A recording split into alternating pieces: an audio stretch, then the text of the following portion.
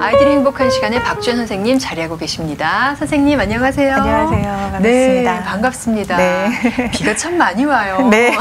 오시는데 괜찮으셨나요? 네, 괜찮았어요. 아주 많이 오진 않은 것 같아요. 네. 네.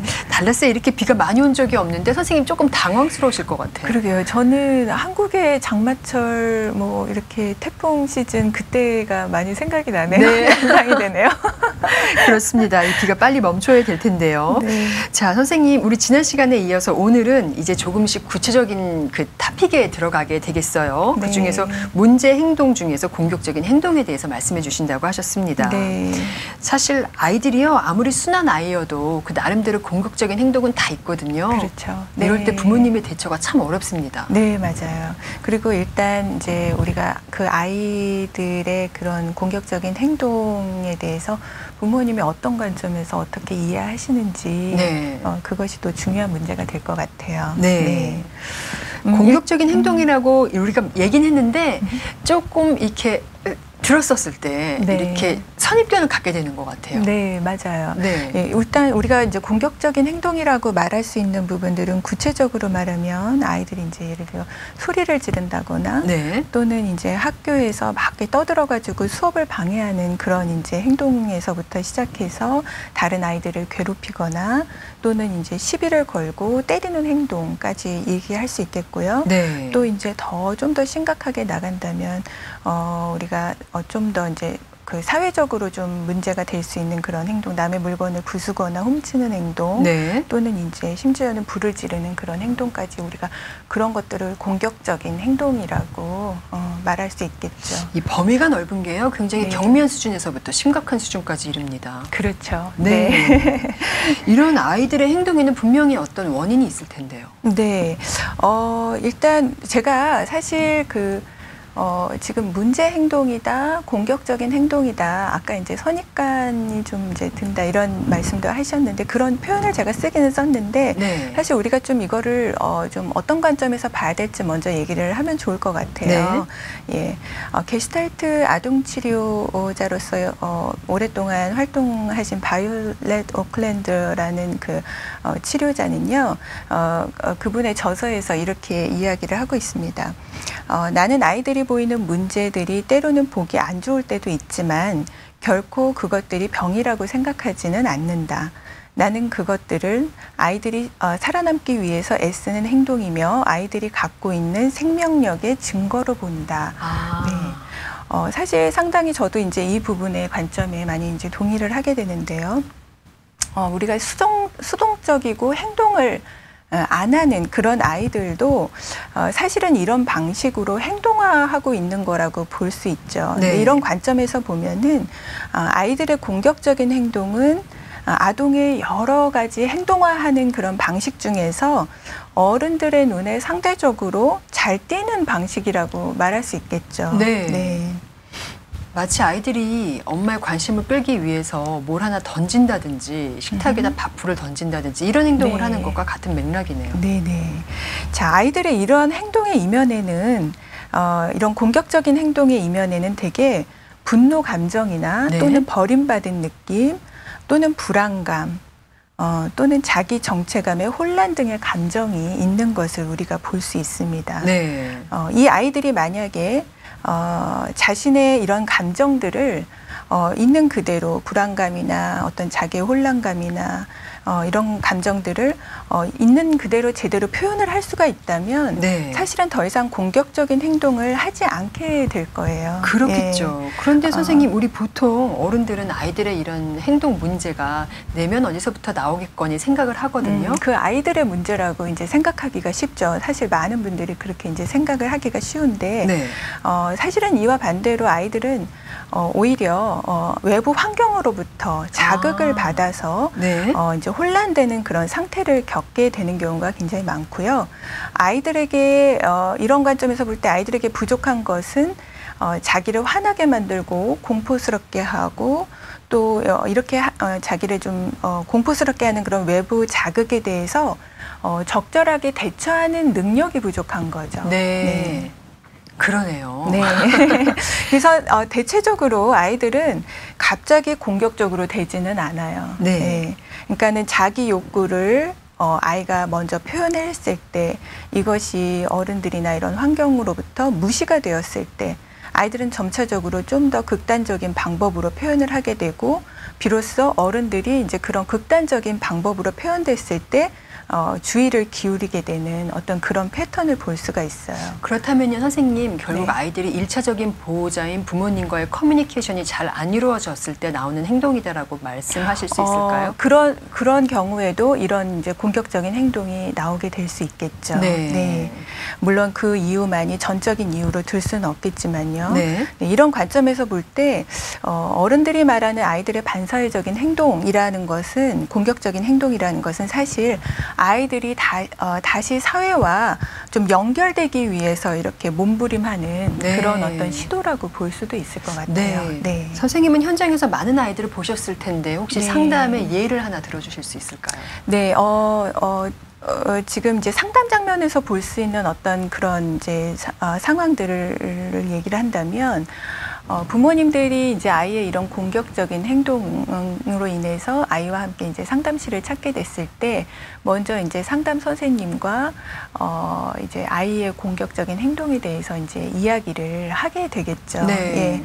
그럴 때 아이도 이제 그런 사실들을 어느 정도 뭐 옆에서 듣는다거나 아니면 이제 눈치를 챌 수가 있겠죠. 그러면 그렇죠. 아이의 입장에서는 별로 기분 좋지 않은 그런 상황이겠죠. 네. 네. 그런데 이런 상황에서 그 상담자는 부모로부터 아이에 대한 어떤 그런 공격적인 문제 행동에 대한 정보를 들었지만 아이를 대할 때 그 아이 본인의 이야기를 듣는 그런 태도를 취하게 되고요. 네. 그리고 오히려 아이의 그런 그 문제 행동에 초점을 맞추면서 시작을 하기보다는 오히려 아이가 잘 할 수 있는 그런 놀이를 하면서 좀 긍정적인 그런 관계를 아이와 이제 맺는 것으로부터 시작을 하게 돼요. 네. 네. 보통 우리가 공격적인 아이는 그 공격적인 행동 자체가 어른들의 눈에 쉽게 띄기 때문에 그런 행동을 할 때에 어른들이 그 행동이나 그 아이에 이렇게 초점을 맞추기가 쉽죠. 그렇죠. 예. 그래서 이제 잘 관찰을 해보시면은 이런 경우에 아이들이 이제 그런 공격적인 행동을 많이 하는 아이들은 부모님과 또는 이제 성인들과의 관계 패턴이 어떻게 되냐면 아이가 조용히 잘 하고 있을 때는 오히려 이제 관심을 많이 못 받아요. 네. 그렇지만 아이가 어떤 문제 행동을 할 때에는 이제 초점을 받고 관심을 받고 피드백을 받게 되죠. 네. 그런데 이제 대개는 이런 경우에 오는 피드백들이 부정적인 피드백이 그렇죠. 되겠죠. 그렇지만 아이 입장에서는 사실 평소 때 받지 못하는 그런 관심을 그때 이제 받게 되는 부정적인 공격적인 행동을 통해서 이제 받게 되는 거죠. 그렇지만 그 내용 자체는 이제 부정적인 네. 것이고요. 네. 그래서 만약에 사실은 선생님 이게 이제 잘못 학습되면은 악순환의 반복될 수 연결고리가 있죠. 되겠어요. 네, 맞아요. 예. 그리고 또 이제 아이들이 이런 패턴 속에 있다 보니까 사실 긍정적인 관심에 굉장히 이제 그 아이들도 필요로 하는데도 네. 불구하고 그런 것을 이제 받지 못하는 그런 패턴 속에 많이 놓이게 되는 거죠. 그래서 네. 거기에 굉장히 목말라 있어요. 예, 그렇지만은 아이들 입장에서 봤을 때는 그동안의 자신들의 경험 속에서 이렇게 긍정적인 관계의 형성을 통해서 긍정적인 관심을 받는 그런 경험이 많지 않기 때문에 어떻게 그걸 하는 건지를 잘 모르죠. 그렇죠. 예. 자, 이렇게 해서 또 악순환이 계속 되다 보면은 아이는 부정적으로 공격적으로 행동이 나오게 되고 부모도 또 옆에 있는 사람들도 부정적인 관심을 주게 되고. 네, 그렇죠. 그런데 이제 우리가 상담실에 왔을 때는 상담자 선생님과는 이런 패턴을 깨는 관계를 이제 형성하게 되는 네. 거예요. 그래서 그런 관계 속에서는 아이들이 대체적으로 이제 공격적인 행동을 일상 생활에서보다 훨씬 덜 보이게 되죠. 그렇죠. 그렇지만 상담자와 좀 긍정적인 관계 속에서 그 공격적인 행동의 이면에 있는 중요한 분노 감정에 대해서 조금은 간접적인 방식으로 또 조금은 좀 더 적응적인 방식으로 그 상담의 장에서 그런 이제 분노의 감정들이 오히려 드러나게 되는 거죠. 네. 선생님, 요즘엔요, 아이뿐만 아니라 이 분노 조절이 참 사회적인 이슈가 되고 있습니다. 그런 면에선 지금 청취자분들 잘 들으셨다가 나에게도 적용할 수도 있겠고요. 상대방 어른에게도 적용할 수 있을 것 같습니다. 네, 맞습니다. 자, 우리는 아동이 보이는 문제 행동 중에 공격적인 행동에 대해서 알아보고 있는데요. 지금 그 행동을 이렇게 얘기하시다가 아이들의 그 감정에는 분노의 감정이 있다까지 말씀을 해주셨습니다. 분노의 감정이요. 아이들 때부터 잘만 컨트롤해지면은 이 아이가 훌륭한 인성으로 자라나는데 도움이 될 것 같아요. 그럼요. 굉장히 중요한 감정이죠. 네. 분노 감정은 굉장히 솔직하고 정상적인 감정이죠. 그렇죠. 근데 누구나 때로는 이제 분노 감정을 느끼는데 네. 우리가 이제 이런 분노 감정을 스스로 인정을 하느냐 하지 않느냐. 이제 분노 감정을 스스로 인정 안 하는 경우도 많이 있어요. 네. 이 분노 감정을 어떻게 우리가 표현하느냐에 따라서 문제가 발생할 수도 있고 발생하지 않을 수도 있는 것 같아요. 네. 그렇지만 이제 우리가 그 분노 감정에 대한 그 우리 현실이 어떤지를 좀 보면은요. 우리가 주변에 누군가가 화내는 걸 되게 사람들이 좋아하진 않죠. 아무도 안 좋아하죠. 그런데 이러한 분위기 속에서 아이들의 입장에서 한번 생각을 해보면 아이들은 어른들이 화내는 거나 또는 차갑게 좀 이렇게 우리 그거를 이렇게 수동적인 공격이라고 말할 수 있는데 차갑게 이렇게 냉대하는 그런 것도 많이 경험을 하죠. 근데 아이들 자신이 만약에 분노 감정을 표현하려 치면 그것이 잘 허용되지 않는 그런 입장의 아이들이 있는 거예요. 그렇죠. 예. 최근에 그 국민일보와 하이패밀리 공동기획으로 실시한 크리스천 부모의 역할 건강도의 조사 설문을 보면은요, 부모님들에게 물었습니다. 네. 근데 이제 부모님들의 답으로 자녀에게 화를 거의 내지 않는다라고 대답한 것이 59%라고 해요. 네. 예, 그런데 자녀들이 답했을 때는 부모가 화를 낸다가 54%였다고 합니다. 상반된 결과네요. 네. 그리고 분노 조절 여부에 대해서도 부모님들이 화를 가라앉혀야 하는 것인지를 잘 안다라고 대답하신 부모님들이 91%였는데 상당수예요. 네. 근데 실제 자녀들에게 물어봤을 때는 우리 부모가 화를 잘 다스릴 줄 안다고 대답한 자녀들이 36%에 지나지 않습니다. 네. 참 재밌는 게 선생님, 부모가 스스로 생각하는 것과 아이가 바라보는 부모가 아이의 다르네요. 그렇죠. 다르게 지각이 되는 거죠. 예. 그래서 사실 이제 부모님이 화를 내시게 되면은 아이가 이런 부모님의 화나는 감정에 대해서 잘 대처를 하지 못하게 될 경우에 스스로에 대해서 수치감을 많이 느끼게 돼요. 네. 예, 부모님이 화가 났다, 나 때문에 이제 이렇게 생각하게 되고 또 어쩌다가 자신이 분노를 참지 못하고 이거를 표출하게 됐을 경우에는 부모님한테 야단을 맞죠. 그렇죠. 그런 거를 이제 표출했다라는 거에 대해서 야단을 맞기 때문에 오히려 그것에 대해서 또 이제 죄책감을 느끼게 됩니다. 네. 그래서 이러한 와중에 또 환경적으로는 어떻습니까? 우리 아이들이 놓여 있는 환경이 굉장히 이제 대중 매체나 이런 걸 통해서 폭력적인 그런 것들을 많이 이제 접하게 되죠. 요즘 그렇죠. 그러다 보니까는 자신들 안에 좀 이렇게 억제되고 억압된 그런 분노의 감정들이 많이 자극을 받겠죠. 네. 그래서 사실 이제 이런 것들을 보면 우리 아이들이 분노 감정을 처리하기에 굉장히 그런 어려운 상황 속에 있다. 이렇게 생각할 수 있을 것 같아요. 그렇습니다. 어찌 보면 부모님보다 어른보다 더 힘없는 아이들이기 때문에 더 훨씬 어려운 상황에 처하게 되네요. 그렇죠. 네. 자, 그렇다면 분노 감정에 대처할 수 있는 방법들이 있을까요? 네네. 바이올렛 오클랜더는 그녀의 저서에서 다음과 같은 이제 방법들을 이제 4가지로 나누어서 제안을 하고 있어요. 네. 첫 번째로는 아이가 자신의 분노를 표현할 때 실제적인 방법을 가르쳐 준다라고 얘기합니다. 네. 한 6살짜리 남자아이의 예를 들었는데요. 남자아이가 자해를 하고 자기 몸을 상하게 만들고 또 매트리스를 찢는 그런 행동을 보이는 아동이었다고 해요. 네. 그런데 이 아동이 이런 공격적인 행동을 보이기는 하지만 자신의 분노 감정을 잘 표현하지 못하는 그런 아이였고요. 근데 이런 아이와 아까 말했듯이 상담자가 긍정적인 관계를 맺고 그 상담 안에서 상호작용 속에서 아이가 이제 놀이를 하게 됐는데 아이가 찰흙놀이를 하다가 그 찰흙을 공격하는 그런 이제 행동을 보였다고 해요. 네. 예, 아까 제가 이제 말씀드렸듯이 처음에 그 상담자와 긍정적인 관계를 형성할 때 아무리 공격적인 아이들도 이제 이런 부분들이 잘 드러나지 않는다고 했는데 그런 긍정적인 관계 속에서 아이가 이제 그런 공격적인 행동을 드러내게 된 거죠. 이것이 이제 그런 분노를 표현하는 어떤 실제적인 그런 이제 방법, 어떤 그런 상황이 나타난 거죠. 네. 네.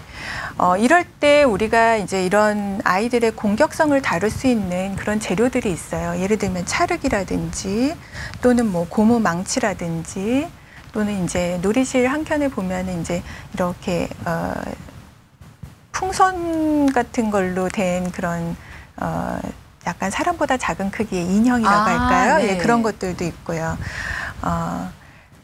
그리고 예, 이제 이렇게 이제 실제적인 방법으로 아이가 이거를 이제 표현하는 것을 이제 도와주고요. 네. 그다음에 이제 두 번째로는 아이가 간직하고 있는 그런 분노 감정을 자기가 스스로 접촉해서 표현하도록 이제 하는 거예요. 아이 스스로 표현할 수 있도록요. 네. 찰흙 만들기를 하면서 이제 아이가 공격적인 행동을 보였잖아요. 근데 그때 아이가 자기 학교에 있는 그 친구를 언급을 했어요. 네. 예. 이럴 때 이 순간에 아이들은 이런 자신의 어떤 그런 분노 감정을 드러내는 데 있어 굉장히 조심스러운 그런 마음을 가지고 있어요. 네. 예를 들면 아주 뭐 자라의 목처럼 이렇게 들어갔다가 나왔다가 하는 어떤 본능인가요, 그런 선생님? 조심스러운. 왜냐하면은 이 분노 감정이 상대로부터 수용되기가 힘든 감정이기 때문에 이거에 대해서 드러내는 것에 대한 두려움이 있는 거죠. 아, 그렇군요. 예, 그럴 때 이제 상담자가 굉장히 조심스럽게 이제 반응을 해 나가는 것이 중요해요. 이럴 네. 때 이제 이 오클랜드 박사는 아이에게 그 친구랑 이제 어떤 거 하면서 노니라는 어떤 그 친구와의 관계에서 일상적인 어떤 부분들을 표현할 수 있는 질문도 던지면서 네. 동시에 그 친구가 너를 때로는 화나게 하니? 라는 그런 질문을 이제 편안하게 아이가 느끼기에 이제 편안하게 좀 균형을 맞추면서 이제 질문을 하게 되는 네, 거죠. 조심스럽게 다가가야 네, 되겠습니다. 그렇죠. 그럴 때 아이가 이제 그렇다라고 대답을 하면서 그 순간에 자기의 어떤 그 친구에 대한 분노 감정을 접촉하고 상담자에게 대답을 함으로써 이제 그걸 표현을 하게 되는 네. 거죠. 네. 그러면은 이제 이 아이가 이걸 표현을 하게 되면 상담 안에서 그 상담자와 분노 감정에 대한 이제 이야기를 할 수가 있는 거죠. 네. 네. 세 번째로 그 자신의 분노 감정을 상대방에게 솔직한 언어로 표현하도록 도와주는 것이 굉장히 중요합니다. 아이가 이런 자기가 느낀 분노 감정, 화나는 감정을 그 상대방 아이에게 표현하는 것은 굉장히 좀 어려워하는 경우가 그렇죠. 많이 있어요. 만약에 이런 부분들을 잘 할 수 있다면 아이가 어떤 공격적인 행동으로까지 행동이 이제 가지 않았겠죠. 네. 그런데 이런 걸 굉장히 어려워하는 모습을 볼 수 있는데 이럴 때 상담자가 좀 모델링을 해주기도 해요. 이럴 때 이제 아이가 느끼는 감정을 어떤 식으로 표현하는지 이렇게 보여주기도 하고요. 네. 네, 이럴 때 이제 지난 시간에 우리가 배웠던 나 주어 전달법이 또 도움이 될 수 있겠죠. 그렇죠. 네, 그런 식으로 해서 자기가 느끼는 감정을 그 상대방이 직접 그 장면에 있진 않지만 그 아이에 대한 감정을 체험하는 그 상담의 순간에서 예를 들면 이제 그럴 때 어떤 사물이나 이제 대체할 수 있는 그런 대상을 놓고 그 아이라고 생각하고 얘기를 하도록 이제 해보는 거죠. 나 주어 표현법을 쓰자면요. 이렇게 네. 하면 될까요? 엄마라고 치면 네. 엄마는 지금 네가 이 찰흙을 무너뜨리는 걸 보니까 참 속상하다. 네가 이 찰흙에 무슨 마음이 있니? 이런 식으로 물어봐도 되는 걸까요? 제가 여기서 나 주어 표현법이라고 이제 얘기하는 부분은 아이가 직접적으로 이제 여기에 네 친구가 있다고 생각하고 한번 그 친구에게 너의 화나는 마음을 표현해 보아라라고 아이가 했을 때 주체가 되는 나 표현법이요. 그렇죠. 예. 그래서 근데 이제 아이가 이런 부분들이 대체적으로 어려워하죠. 그렇죠. 예. 그게 잘 안 되기 때문에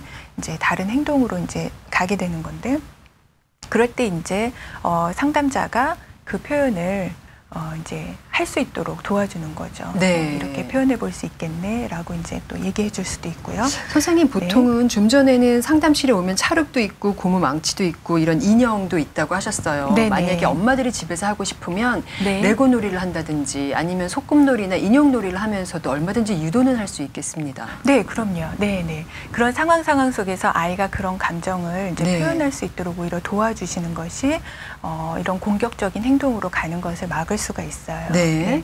그리고 이제 네 번째로 얘기하는 부분이 이제 아이와 이제 적극적으로 분노에 대해서 이제 이야기를 나누시는 건데 그게 뭐에 대한 어떤 감정인지 그리고 언제 그렇게 느끼는지 그리고 그것을 어떻게 표현하는지 이런 것들을 이제 얘기해 볼 수가 있어요. 네. 아까 그 6살 남자아이의 경우에는 자해를 하거나 매트리스를 찢거나 이래서 이제 결국 상담실에 오게 됐는데 그런 경우에 앞에 이제 지금까지는 그렇게 행동을 했지만 앞으로는 어떻게 하면 좋을까? 너가 이런 마음이 있다는 거 알고 내가 굉장히 그 마음이 이해가 되는데 앞으로 이런 마음이 들 때 어떻게 행동을 하면 좋을까라는 것에 대해서 이제 얘기를 나눠볼 수가 있어요. 네. 아까 이제 잠깐 이제 어떻게 이거를 이제 활용해서 좀 집에서도 적용해 볼 수 있는지 말씀을 하셨는데 이제 여기서의 핵심은 그거예요.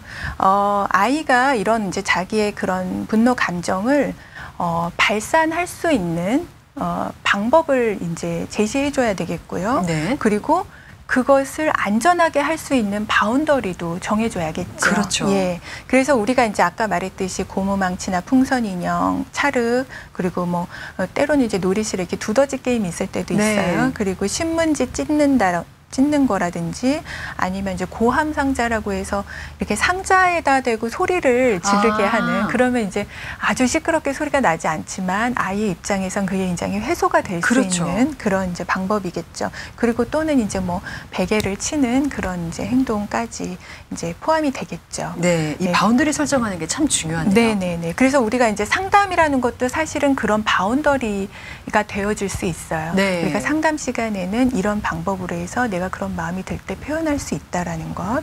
그래서 우리가 아이에게 이런 방법을 알려주고 또 바운더리를 안전하게 네가 안전하게 표현할 수 있는 그 바운더리가 어디까지다라는 것을 알려준다면 아이가 이 대체할 수 있는 방법을 사용해서 자기가 그 감정을 느낄 때 해소를 할 수가 있어요. 그렇죠. 이제 그러면 어떤 현상이 나타나게 되냐면 부적응적인 공격 행동은 많이 줄어들게 되고요. 네. 대체해서 아이가 표현하는 그 행동들은 당분간 지속이 되다가 그 행동도 시간이 지나면 점점 줄어들게 됩니다. 네. 그렇군요.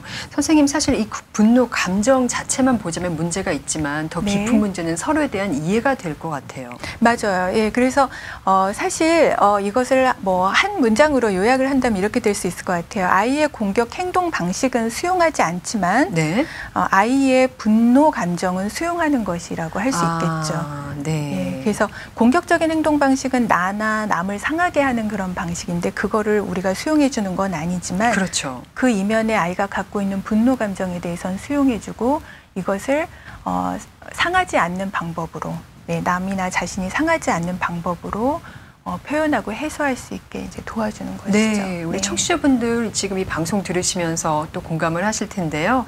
마지막으로 선생님 분노 감정에 대한 이해가 있어야 될 것 같아요. 우리 네네. 부모님들에게 이렇게 한번 이해해 보세요 하고 조언을 해주신다면요.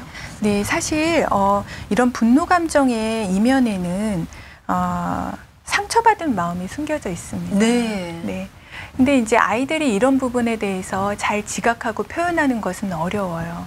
분노 감정이 그 표면을 또 이렇게 덮고 있기 때문에 네. 그 감정을 표출하고 그거에 대해서 이야기하는 것에 그치기가 쉽습니다.